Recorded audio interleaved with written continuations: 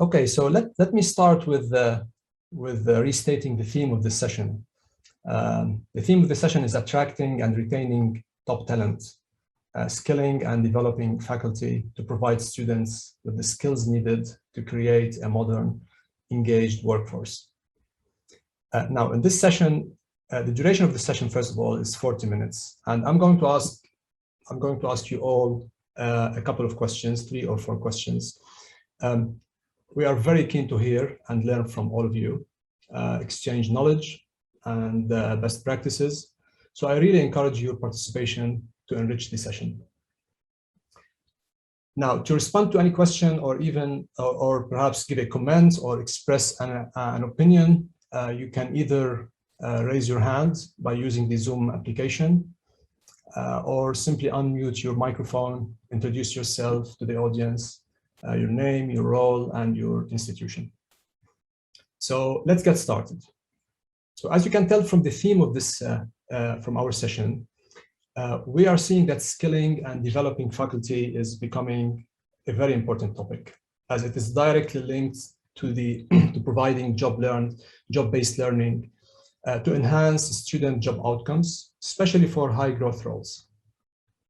So I guess my first question is about what do faculty need to be able to deliver an agile, employability-based curriculum to their students?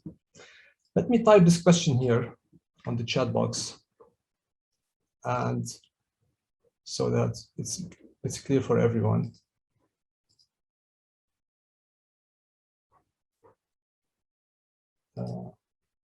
Let's see. Okay.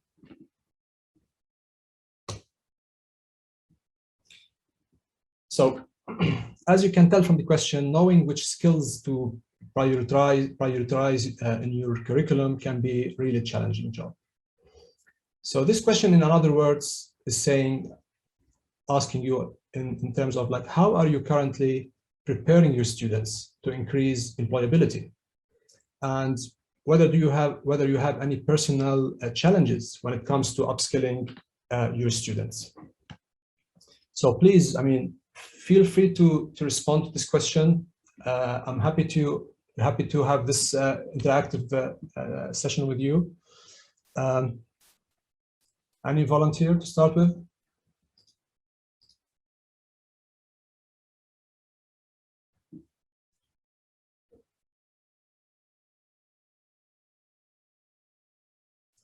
Dr. Khalid Saadi, I think, yeah, I think you need to switch to the English buttons, perhaps, because it looks like Arabic.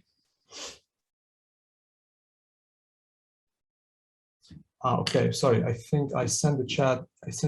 Let me ask this question again, and not sure if you have received it. All right, let me write it down here. So the question is, what do faculty need to be able to deliver an agile, employability-focused curriculum to their students? In other words, how are you preparing your students to increase employability, and what other challenges or personal challenges you're facing when it comes to upskilling your students?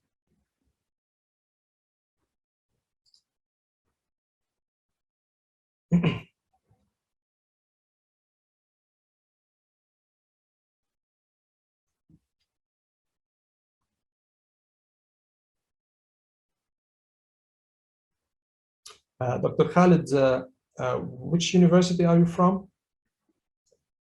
Since you asked for the question.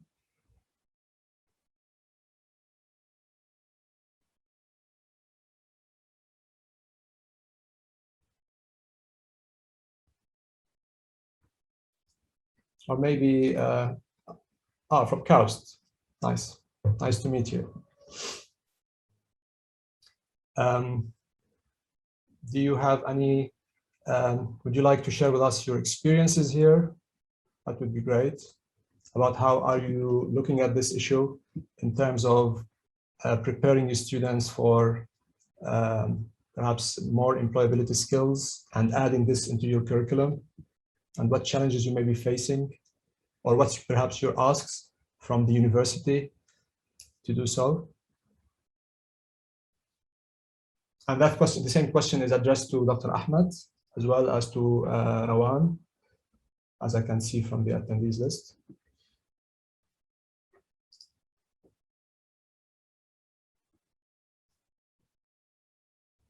Okay, so let me tell you something here which is really interesting that we did at Coursera. I mean, the company I work for. So we had really got some very interesting facts or findings from the data that we have. So basically, we leveraged our data, which is around, currently we have 87 million learners on the platform. So we leveraged this data to uncover the gaps between the skills university students have who are studying at the platform and the skills that they need to succeed in the workforce. So what we did actually, we specifically evaluated the skills of the students around three major areas. The first one is the business skills. The second one is around technology, and the third one is around data science. And we did this study across many majors, basically biological sciences, computer sciences, education, engineering, health science, physical sciences, and social sciences. And we also evaluated the average time it would take each student to develop skills needed to be job ready for their intended careers. Let me give you an example here what we did. So basically our data show that students who are studying, as an example here, biological sciences, they are mostly interested in becoming biologists, microbiologists, biostatisticians, and perhaps biomedical engineers after they graduate from the university. Now, the biologists and the biostatisticians and those medical professionals and researchers who are currently learning on Coursera have advanced skills or advanced skills proficiencies in leadership and management, statistical programming, and computer programming. So we found out that their skills proficiencies generally outpace the skills proficiency of the students who are studying biological sciences. So our study shows, for example, to close the gap, let's take, for example, the data management. Students would need an average of 47 days of dedicated learning. These are additional learnings that their current programs are not offering, perhaps. It's really a very interesting study, and we have published it. We have published this a few months back, and we are really happy to share it after this session. So this is how we see in universities who are working with Coursera, for example, are leveraging our insights, our rich insights, and world-class content to adopt their curriculum to improve their students' employability.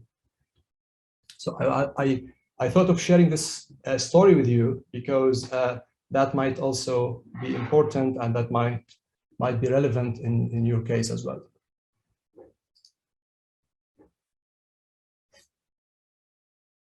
So Dr. Mansour and Dr. Rawan, would you like to add anything here for this about this question that I raised? Do you have any input you'd like to make?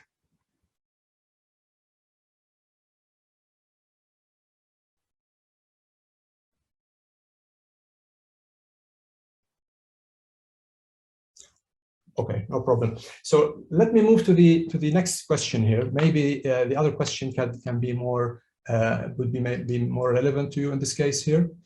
And the other question is about which is mainly about the rapid acceleration of digital transformation that's happening at the universities, which really require universities to upskill and reskill their faculty to ensure that they can support the curriculum that provides attainment of the students and perhaps at the end economic growth for the region. The question is here about how do you see universities preparing professors to help them cope with the new demands of the universities of the future? So here we're talking about perhaps demand for skills that professors need, and maybe that they were not required to have it before. I'm talking here about perhaps learning new skills about how to teach in a digital age, So something about digital teaching, maybe about human skills that professors need that before it was not really considered important.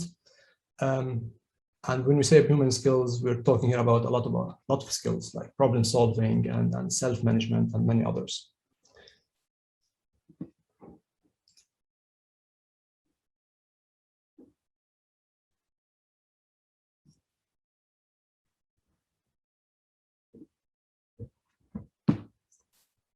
Okay, Dr. Rawan, I'm just reading your chat now.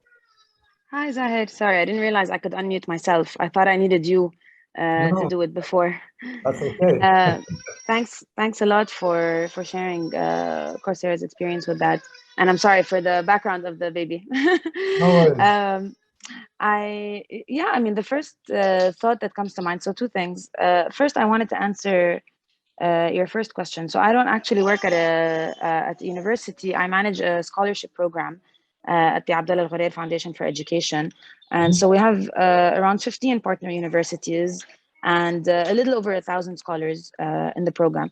But we think a lot about their employability and their acquisition of skills versus just their, getting a degree and having an 85 GPA or whatever it is. And I think one of the biggest struggles is, I don't want to speak on behalf of the universities because I'm not seated there, and it feels like it's unfair for me to say this, but it feels like one of the issues might be that actually instructors and professors have been at an institution for a long period of time and are not always in touch with the skills that are needed in the industry regularly to be able to teach it. So they're teaching the theoretical part and undoubtedly, doing their best at that, but they're not always up to date on, the most recent skills that are needed in the labor market in these industries. And so how will they teach it if they themselves have not had to learn those skills or adapt to those skills, because higher education institutions are, I would say that faculty stay there a long time usually, or they teach for longer periods. So that's kind of one big component for me, how to answer your question about what does the university need. That was the first thing. And then the second issue for us as a scholarship program, and maybe this is outside the scope of your question, so I'm sorry about that, but one big issue that we have is, I guess we always, we thought that to complement their traditional education or their classroom education, I should call it, we want them to acquire work experience or skills in an office setting or in a work setting, and there are limited opportunities. You know it when you manage sort of over 1,000 students and you're still plugging individual internship opportunities for certain students, that okay, there's no sort of massive offering out there for people to get on the job training and to know what it feels like to actually work in the industry. So that's, I think, one of the bigger challenges that we face as an education institution that's not a university, so as a scholarship foundation. Well, thank you so much, Rawan. I think that was really useful to see your perspective from a foundation like Abdullah Al-Ghurair, because you are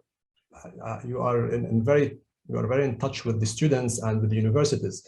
And let me ask you a question here about the skills that faculty perhaps need for them to be able to transfer it to their students. So do you suggest here in this case that perhaps faculty need to have some work experience, I mean, some touch with the industry?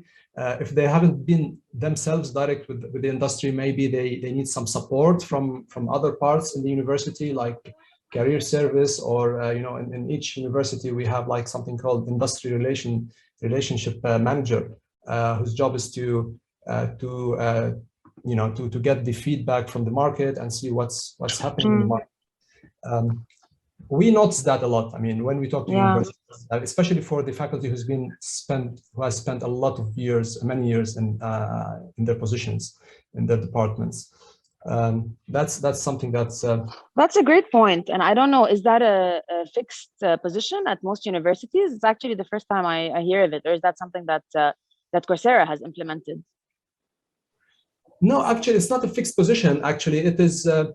I've been in touch with many universities, and I think that that department or that role that they're playing now to be to connect, to partner with the industry, like bringing companies in different fields and ask their students to go and kind of coordinate and facilitate their students to get their internship at these companies.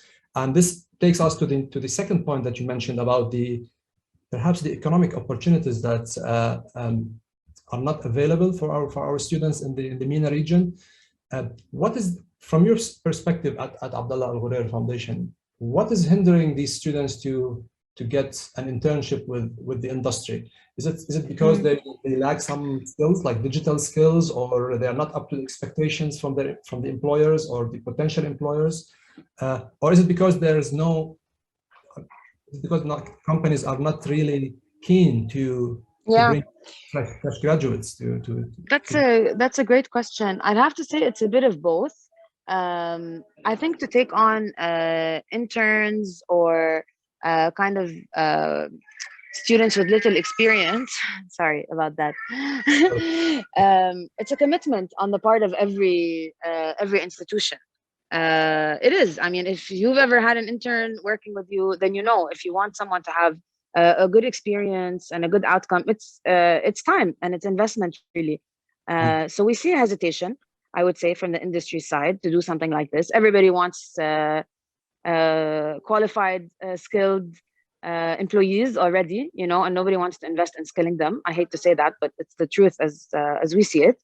Or the experience that we've had, I should say. I can't generalize, but that's the experience we've had. So there is kind of a hesitation from the industry side, but you're right to ask the first part of the question, that sometimes it is also from the student side, not being able to present themselves very well. Or, I mean, I should say that AGFE, or the Abdullah Ghurair Foundation for Education, works with underprivileged Arab youth in specific.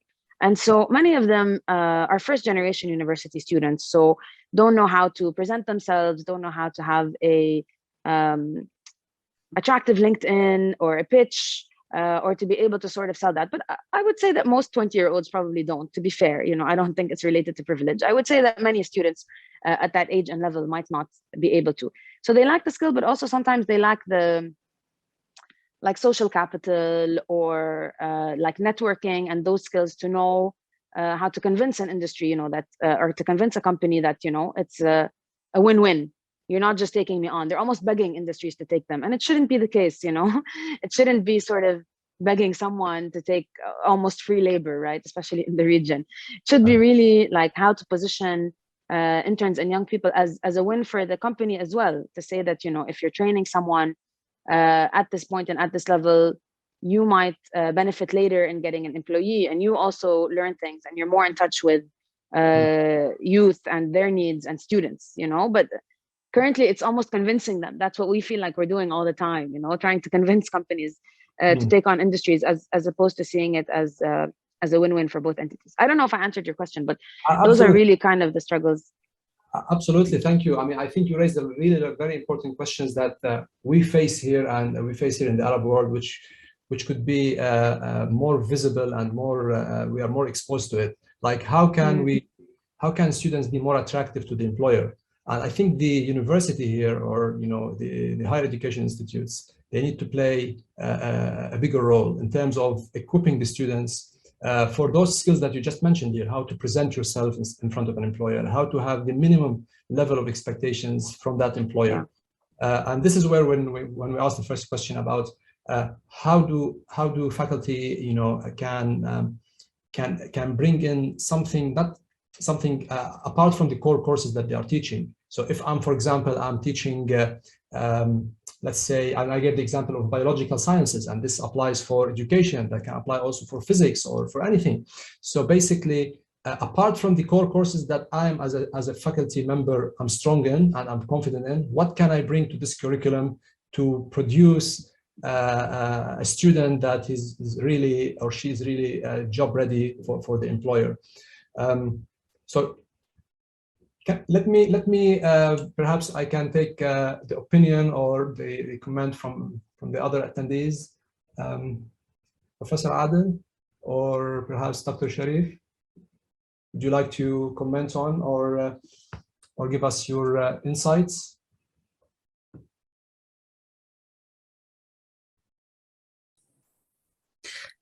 Hi, good morning. Hi, good morning. Good morning. Yes, actually, it is very interesting what you are saying about the skills gap. To be honest, as an employer, they always want us as a university to provide them hit the ground running student. Mm-hmm. Therefore, we need to make sure our student, it is already warm enough before you go to the field, like a football team. Right. Anyone substitute before the coach ask him to join the team, he have to do warming up first to make sure he hit the ground running to the field and support the team. And that's exactly what is the organization want from us.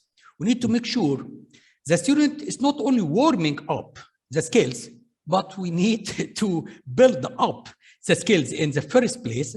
This type of skills, it is completely different than what we are offering at the moment. At the moment, to be honest, it is a knowledge-based education. Mm-hmm. We need to make sure we have the applied knowledge education. The applied knowledge means it's not only what the student knows, but what the student can help and support the organization for what he knows, regardless what course he study. Is accounting, finance, biotechnology, even dentist, even healthcare. We need to make sure our student, he knows how to apply the knowledge. And this is why the business model of the higher education at the moment, to be honest, it is have some of the failure of providing the right skills for the employee.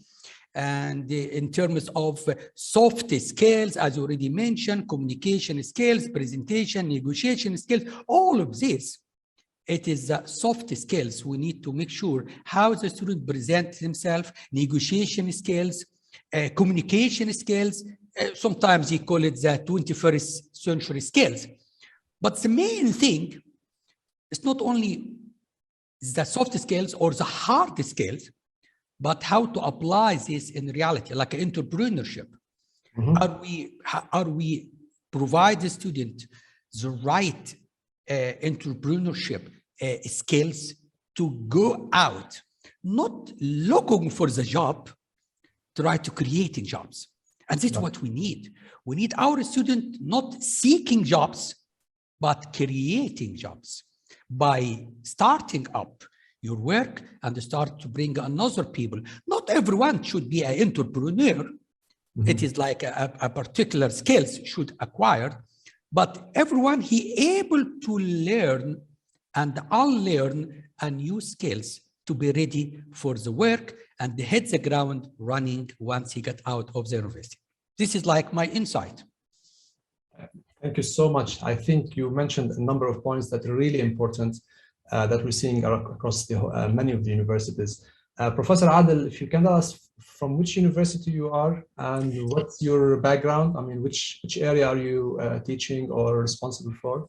Yes, actually, my background is accounting and the ethical finance. Uh-huh. And this, maybe you got to understand what is ethical finance, what's different. No, it is a complete like way, which I need more time to explain what is ethical finance, but it's very simple about how we can put the money to help the society, mm-hmm. how we put the money to help the stakeholders, not only shareholders, but all the environment, which I call it the 3 Ps: people, planet, profit. This is my area of expertise as a teaching. As a managerial role as well, I am the academic president for the Birmingham City University on UAE campus, because we have a foreign campus for the Birmingham City University in England. We have another campus here in UAE, and I am the academic president. And I'm aware, to be honest, about what is the real world need from us as a leader from the university and as well as a faculty member. Right. And to be honest, all of us responsible all of us responsible. Everyone, the accreditors, they are responsible. The professional body responsible. The university responsible. The employee responsible. Because if I am as a president for the university and the employee doesn't provide me exactly what he wants, how can I provide something he don't want? Therefore, we need to have a collaboration between the industry and the university in order to work as a team, in order to make sure we can fulfill exactly what he wants. Otherwise, we will be out of the market. Therefore, right. Our product is not going to meet the demand after that. Exactly. So basically, from your position as an academic president, or as you mentioned, academic president, at the university, you mentioned really important skills that are perhaps lacking from the curriculum of many universities. These are the communication skills, the entrepreneurship spirit. I mean, we don't need everyone to be running for a startup or starting starting a new business, but at least have this mindset that there is an opportunity for me outside when I graduate to build a business, or at least venture out with something like this. So basically, what is stopping you from adding these different skills that are missing in general? No, I'm not saying actually it is not in the curriculum. It is already in the curriculum. Okay. It is a curriculum. It is not missing. It is in the curriculum, all the soft skills. But we need to make sure these soft skills, it is already embedded in the courses itself. Like, it is not something like an extra. No, we need to make sure we have it there. And as academic president, we work together with all faculty members to make sure every faculty member, they integrate both knowledge-based and soft skills as well, and as well applied skills. Therefore, we need, and every faculty member is responsible about his course of doing that. But we just give them that training how to do that, because this what is very important. I can see now the professional development area. It is a very crucial area, because we have, for example, not only my university, for the other university as well, we have a different faculty member. He has been teaching for 20 years. But we need to make sure he upskills as well. Therefore, the professional development area, it is a crucial area to have a collaboration between the student themselves and the faculty member, because we need to make sure not everything will be rely on the university or the faculty member or the president. No, the student should have what I call it the ownership of their learning. For the student receiving, it is not anymore work for the student. A student should have an ownership, how we go to find a way to upgrade the skills, to work on themselves and to try to find out. But the student coming and sit in the class and listening to the lectures or the faculty member, this is not the way of learning. We need to have a two ways learning. A student should have an ownership of his learning or her learning. Right. I like the word ownership here, because that takes us to the question of, or maybe I need to repeat this question again because you were not there before, the professional development, the skilling and upskilling of the faculty themselves. So and this has many dimensions here. So basically, we're talking here about bringing the best of the faculty in terms of how to teach in a digital age, right? So how to deliver digital teaching. Now students are expecting that they wanted to split their time at the university between online and offline. So how do we make sure that faculty know how to teach online, and what are the tools that we need to bring them? What are the powerful tools, or what are the techniques that they should be aware of? Again, when we talk about student taking ownership, I think the faculty has to be leading this in terms of all the human skills that students need, in terms of self-management, in terms of problem solving, in terms of working with teams perhaps, and leading with teams. So that's really important. We think that faculty needs to have all of these for them to present them to their students. So the question here is about what is your asks from the university, either as a faculty member or a stakeholder or somebody in a senior position, in terms of upskilling and reskilling the faculty themselves in order for them to deliver a good product to the markets?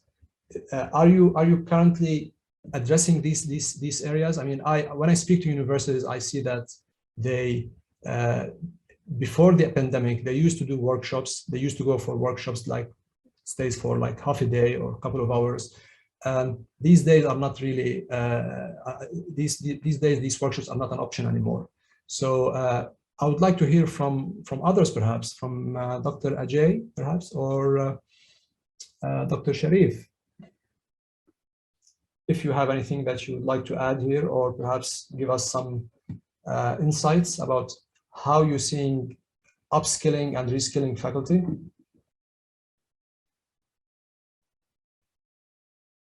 Thank you so much, Rawan, for your contribution. Yeah.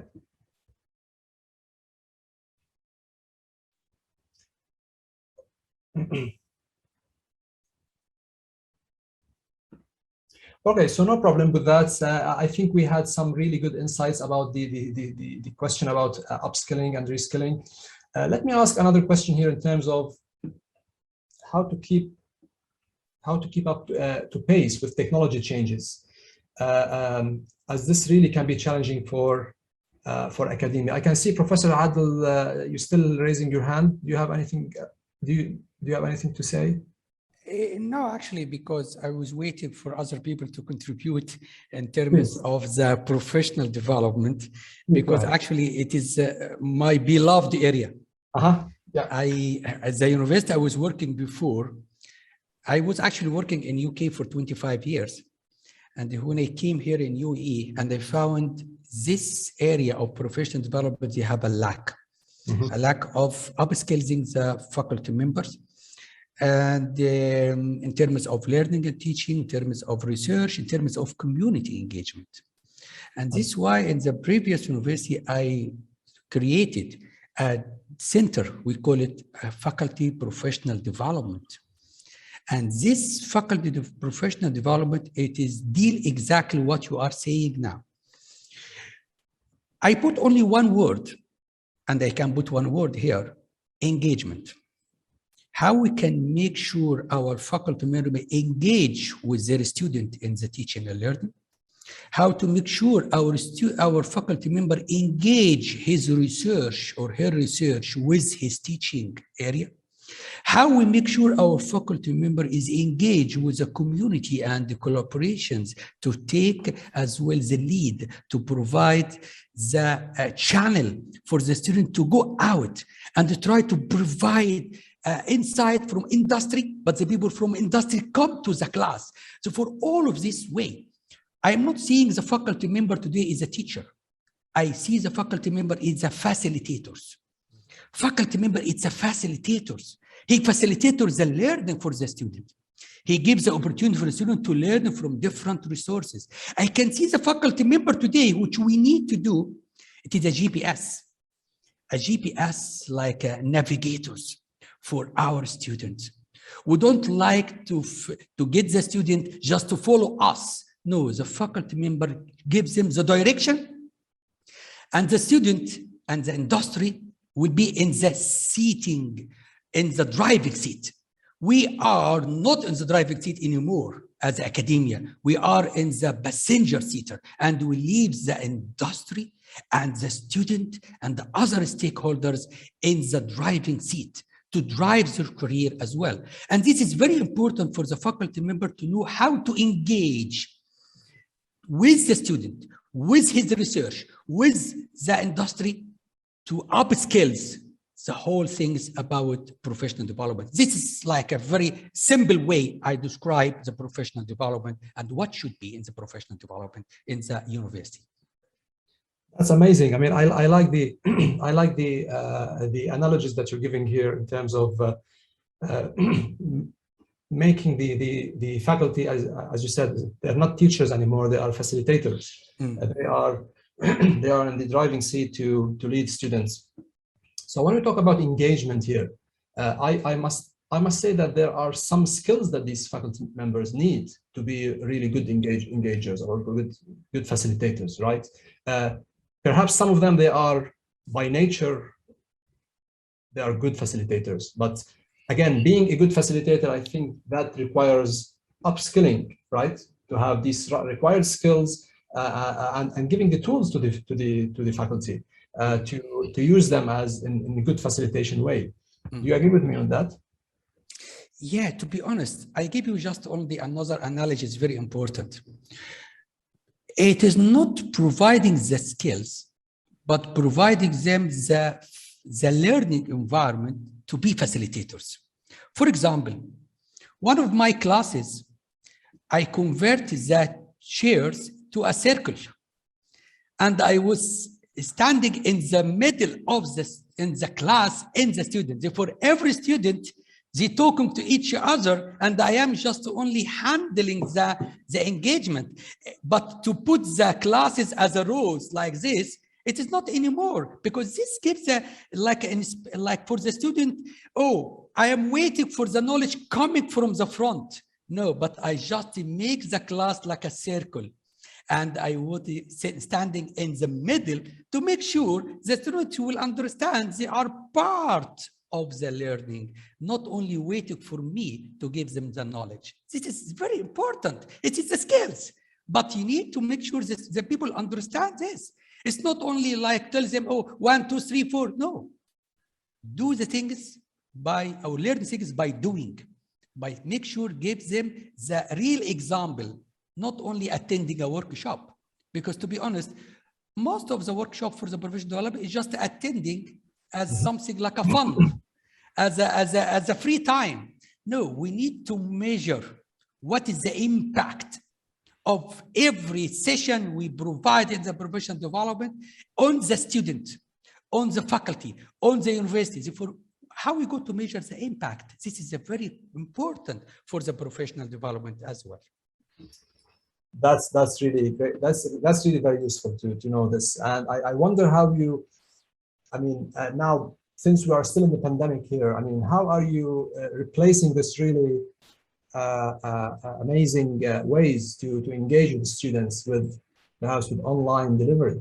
I'm sure that there's some obstacles here to do this, or maybe you faced some obstacles to do that last year. I'm not sure this year if you are receiving students on site or on campus, but that's something that it's good to learn about and is really insightful.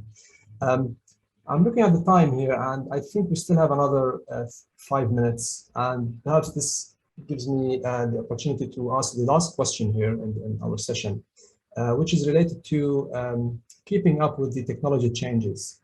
I know Professor Adel, you're coming from accounting here, and I'm not sure Dr. Sharif and Dr. Ajay, are they teaching perhaps physical sciences or technology or computer science?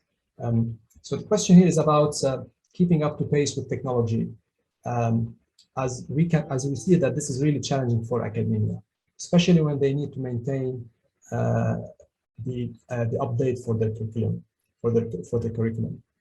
So the question here is about how is your faculty in your institution responding to this challenge and ensuring that the curriculum reflects the constant evolution of technology. As you can tell, new digital, new technology is accelerating in terms of artificial intelligence, in terms of data management, about cybersecurity. So basically, even in the business area, perhaps. So and I know for sure that, and maybe you agree with me, that updating a curriculum takes too long. In some universities, it takes years to update the curriculum. So from your experience, from your universities, how are you tackling this issue? How are you making sure that your curriculum is up to date, especially for those areas where technology is running fast and we have always to catch up with the technology? Zahir, may I take a shot at this? This is Ajay Shukla. I was the former CEO of an American liberal arts college, International Horizons College. Now I run my own education consulting and education technology business. based in Dubai.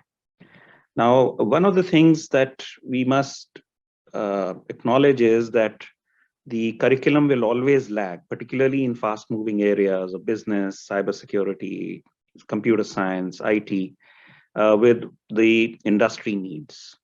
But the instructors or professors can actually work within the constraints of a slow-moving curriculum change by embedding skills within the students which are marketplace relevant. And one of the three things I would say, first is that every institution must have an advisory committee for curriculum development, which is comprised of industry practitioners who also give input in terms of how this piece can be best taught by using use cases, examples, or even projects that they could sponsor.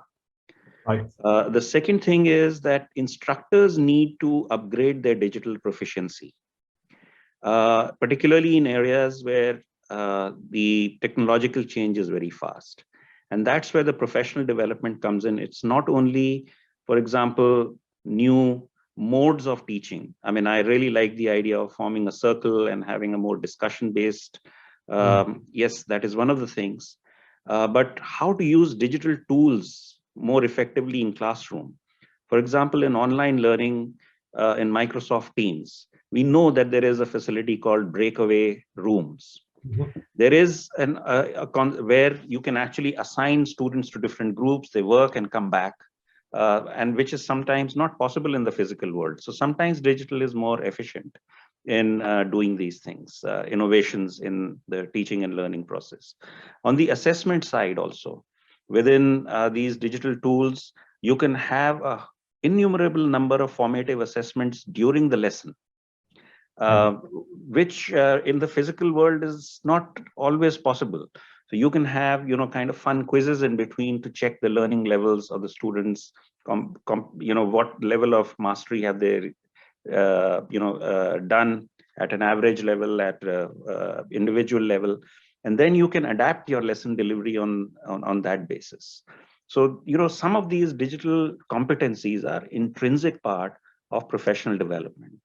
And thirdly, we need to think that we are no more deliverer of content. We are skill builders. And content is obviously has to be delivered because we have to conform to a curriculum, the degree requirements and all that. But we have to embed skills that we have pre-identified for that particular course that we are teaching, that we will do it in the following manner. This is our 16-week lesson plan, and this is where I will embed this skill.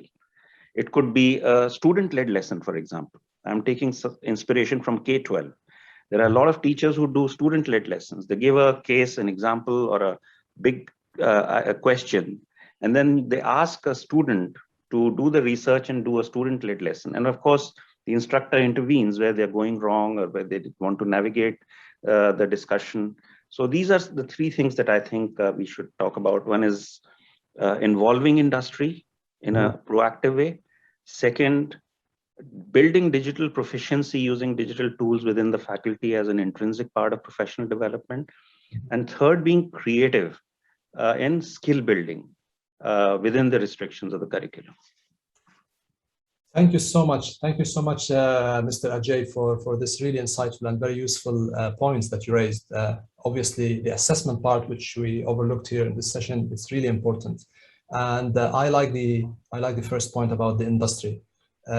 Obviously, many universities in our region, they need support, and support will come from industry practitioner who can advise and who can really bring in new blood to the curriculum for the universities.